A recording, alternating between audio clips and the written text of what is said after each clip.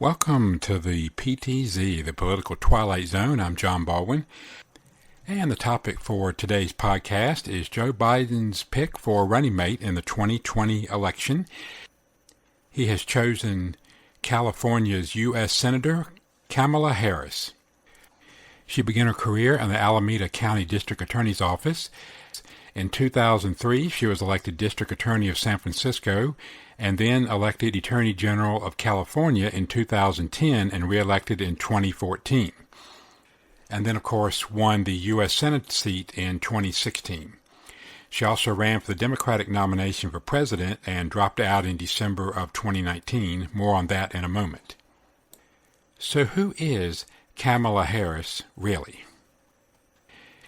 I think the best description I've heard was given by Bill O'Reilly when he called her a machine politician. She will do anything and say anything to win. We've already seen that. At one point in her career, she was on the side of the police. That's why so many liberals don't like her, and one of the reasons she bombed in the primaries. Now she's all in for Black Lives Matter, Antifa, and the rioters. Kamala was also destroyed by Tulsi Gabbard in about a minute and a half at one of the Democratic debates when her record as Attorney General of California was exposed. Now, Senator Harris says she's proud of her record as a prosecutor and that she'll be a prosecutor president, but I'm deeply concerned about this record. There are too many examples to cite, but she put over 1,500 people in jail for marijuana violations and then laughed about it when she was asked if she ever smoked marijuana. She blocked evidence. That would have freed an innocent man from death row until the courts forced her to do so. She kept people in prison beyond their sentences to use them as cheap labor for the state of California. And she fought to keep cash bail system in place that impacts poor people in the worst kind of way. Thank you, Congresswoman. Senator Harris, your response.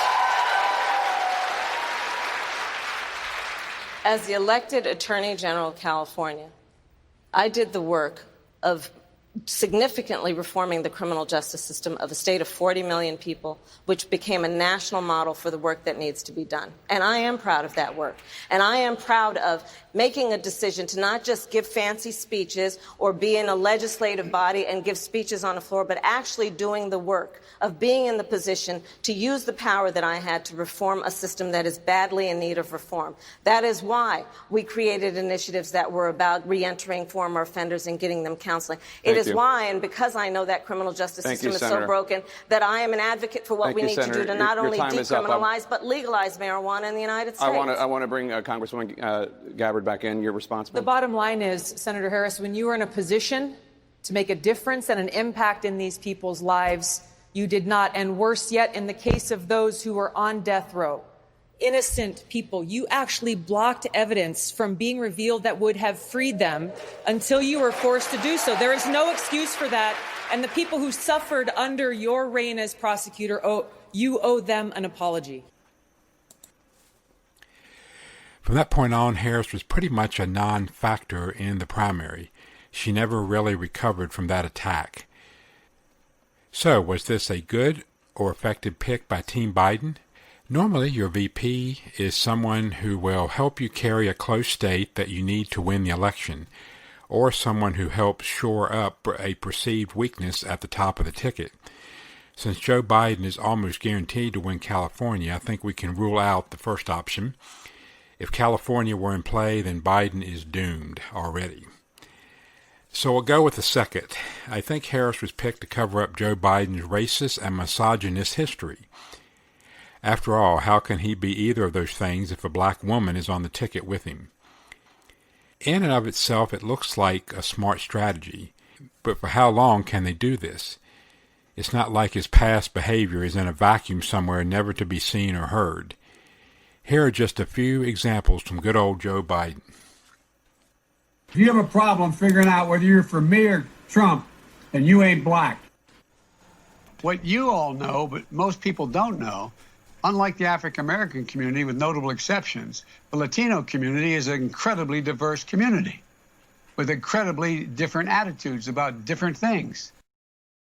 And let's not forget what Kamala Harris has said herself about Joe Biden. But I also believe, and it's personal, and I was actually it was hurtful to hear you talk about the reputations of two United States senators who built their reputations and career on the segregation of race in this country.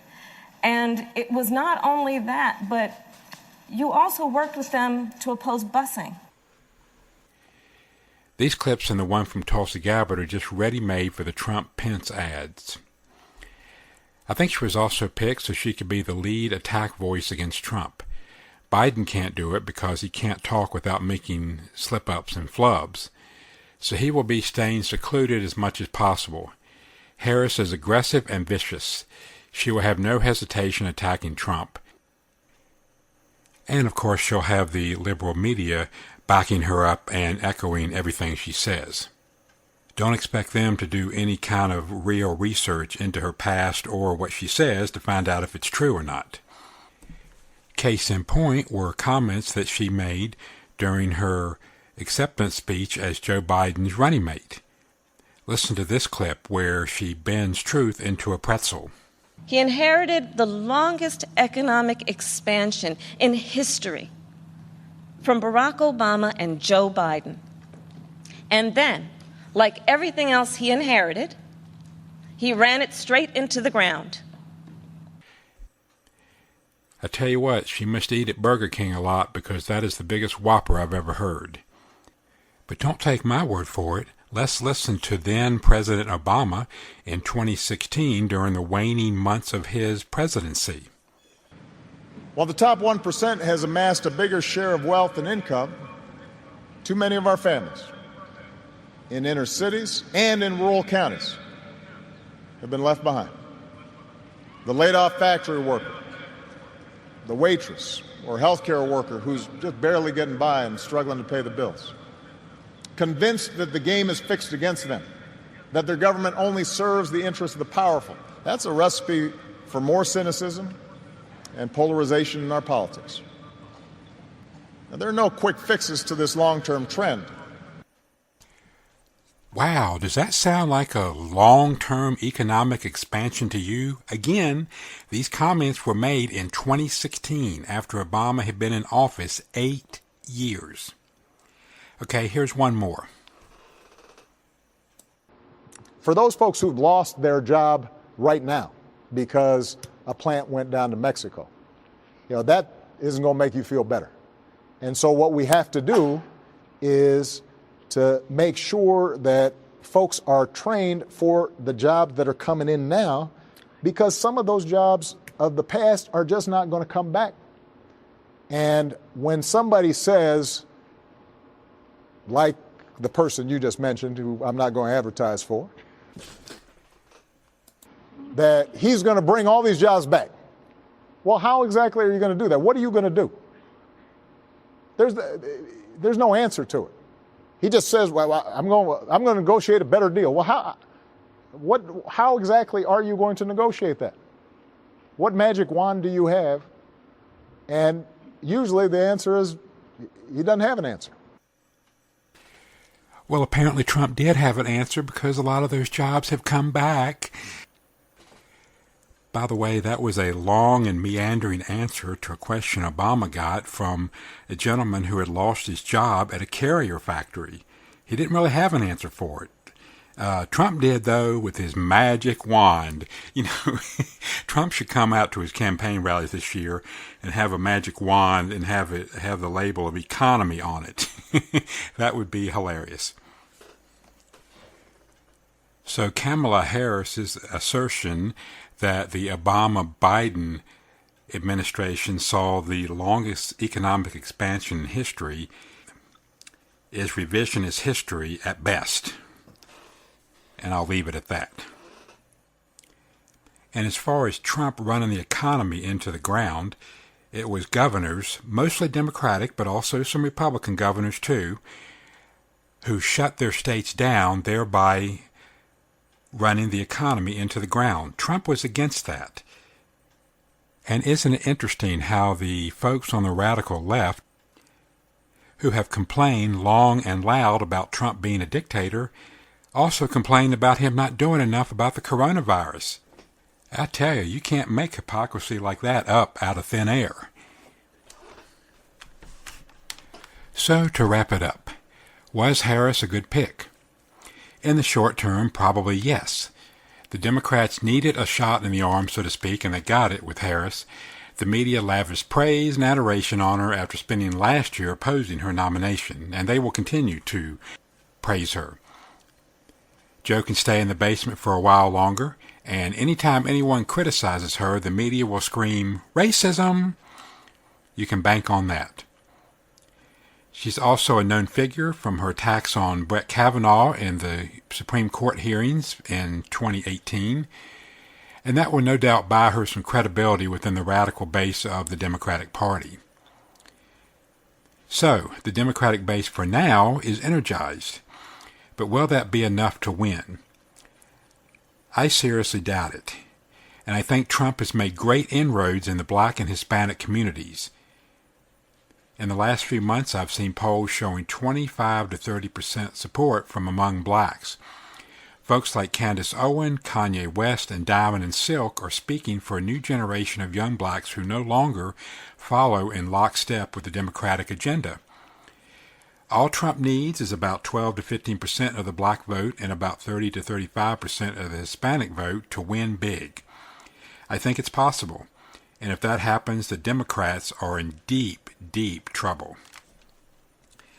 No doubt another reason why they chose Kamala Harris. And history does not exist in a vacuum. Real events will shape this election, and what Biden and Harris are saying now will be held up to the light of truth during the campaign. Trump will see to that. And let's not forget, Trump can be vicious as well. He loves a good fight, and he will not be deterred by the normal fear of being labeled a racist or a homophobe. That's what the left has tried to brand him as since 2016, and it hasn't worked, and it's not going to work. Lastly, let's not forget that Kamala Harris crashed and burned in the primary. If the Democratic voters didn't think much of her, and Tulsi Gabbard can take her out in less than 2 minutes, how will she appeal to independent and moderate Democrats? So, the battle is joined. All participants are now in place. The election is on, and as Captain Picard might say, engage. Thank you for listening. I'm John Baldwin, and this is the PTZ, the Political Twilight Zone. Please support us by subscribing to the PTZ channel.